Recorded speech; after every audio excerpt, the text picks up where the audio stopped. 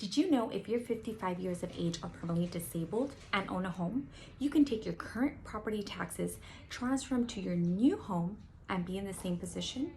Proposition 19, guys. This is huge. We've had the privilege over the years to help a lot of clients to do this. Most importantly, my parents.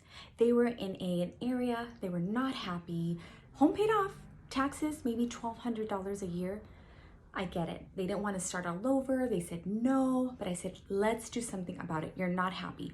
We used Proposition 19, sold their home at top dollar, transferred their money over to their new desired home, updated, safe area, paid off their home, transferred their $1,200 a year, same financial situation, but they're happy in a better area.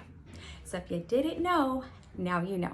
Tell a friend, guys, get educated on Proposition 19, share it with somebody, DM us if you need more information. We're here to help. And tell them Team Stephen and Edith told you.